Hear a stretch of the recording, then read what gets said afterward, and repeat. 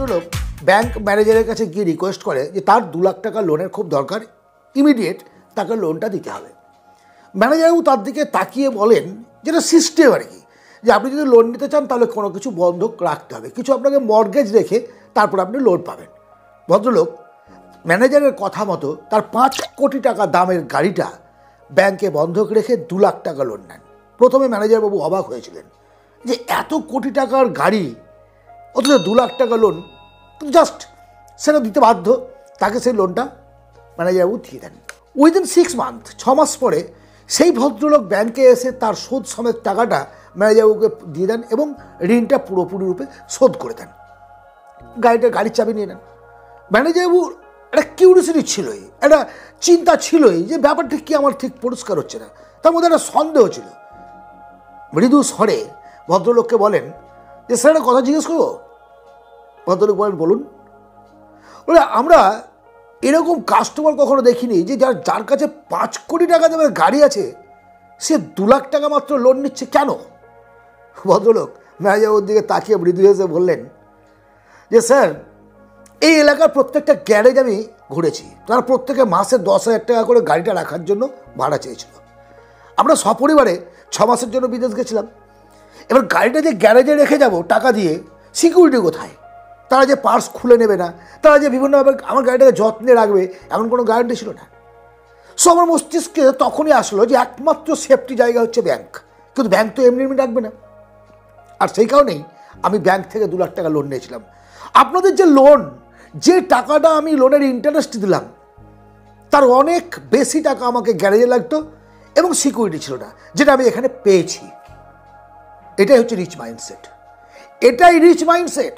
Rich হয়ে কেউ জন্মায় না। একটা মানুষ জন্মগ্রহণ যখন করে, প্রত্যেকটা মানুষের মস্তিষ্ক থাকে সাদা পাতার মতো। আমরা যেভাবে সফটওয়্যারগুলোকে ভেতরে ইনপুট করি, আউটপুটটাও অনুরূপ নেমে হয়।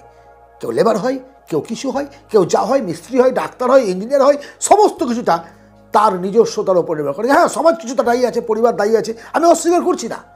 তারপর তুমি তোমার চারিদিকে তাকিয়ে দেখো, একটা ছেলে অন্ধকারে একা বসে বসে গেম খেলছে, অন্ধকারে বা একলা কোনো একটা দোকানে বসে আড্ডা মারতে মারতে রিল দেখছে, নাচ, ড্যান্স, গান ইত্যাদি ইত্যাদি।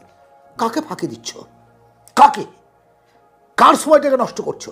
1 সপ্তাহ নাওয়া খাওয়া নেই, 1 সপ্তাহ নাওয়া খাওয়া নেই, বাড়িতে অশান্তি চলছে, জেদ যে আমার একটা আইফোন চাই। বাবা কি করে? টোটো চালায়। বাবা কি করে? দিনমজুরি করে। বাবা কি করে? অটো চালায়, অটো ড্রাইভার। তার ছেলে এমন জেদ ধরে থাকে।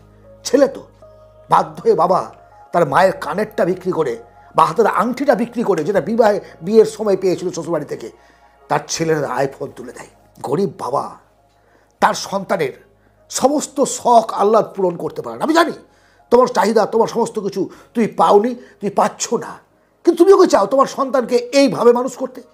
তুমিও কি চাও দারিদ্রতার সীমারেখার নিচে বাস করে তোমার সন্তান গরিবের ছেলে পরিচয় দিক? গরিব হয়ে জন্মানোটা অপরাধ, গরিব হয়ে জন্মানোটা অপরাধ, কিন্তু গরিব হয়ে মরাটা চরম না। বাবা মায়ের বোঝা হয়ে না থেকে নিজেকে একটা মেরুদণ্ড সোজা করে দাঁড়ানো মানুষ রূপে তৈরি করো, যাতে বাবা মাকে নিজের কাঁধে বহন করতে পারো। এই সমাজে না সমস্ত রকমের মানুষ তুমি পাবে, সমস্ত রকমের, যারা তোমাকে কেউ ভালো বুদ্ধি দেবে, কেউ খারাপ বুদ্ধি দেবে, কেউ ইন্সপিরেশন দেবে, কেউ গভর্নমেন্টের দোষ দেবে, কেউ রাজনীতির দোষ দেবে, কেউ পরিবেশের শিক্ষার দোষ দেবে। কিন্তু তাকেও দেখো, সমস্ত কিছু থেকে বঞ্চিত হয়েও এপিজে আব্দুল কালাম স্যার রাষ্ট্রপতি হয়েছিলেন, মিসাইল ম্যান হয়েছিলেন। যারা আজকের পৃথিবী বিখ্যাত ধনী মানুষ, তাদের বেশিরভাগই কিন্তু গ্রাস লেভেল থেকে উঠেছে, গ্রাস লেভেল থেকে, একেবারে জিরো থেকে উঠে এসছে। অধিকাংশরাই জিরো থেকে উঠে এসছে। সো তুমি পারবে না, এই কথা তোমাকে কে বলেছে? কে বলেছে তোমাকে? সেই ইচ্ছাটাকে তুমি জাগাও। তুমি পারো নিজেকে বদলাতে, তুমি পারো সমাজকে বদলাতে, তুমি পারো পৃথিবীটাকে বদলাতে। সেই চ্যালেঞ্জটা তোমার মধ্যে নিতে হবে। সেই চ্যালেঞ্জ নিলেই তুমি দেখবে সমস্ত পৃথিবীটা বদলে গেছে। কেউ পরিবর্তন করে দেবে না, কেউ না। পরিবর্তন নিজেকেই করতে হবে। জয়ী নিজেকে করতে হয়, কেউ জয়ী করে দেয় না।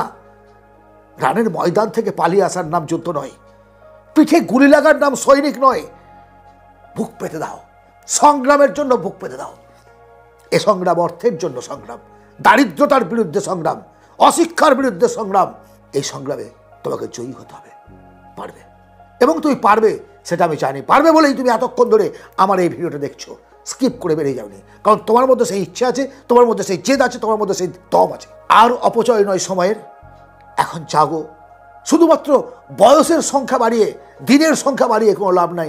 নেমে পড়ো এই মুহূর্ত থেকে, আজ থেকে, এই মুহূর্ত থেকে শুরু করো জার্নি।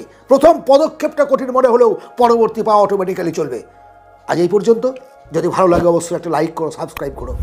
ধন্যবাদ, সঙ্গে থেকো এবং পারলে শেয়ার করো বন্ধু বান্ধবদের মধ্যে।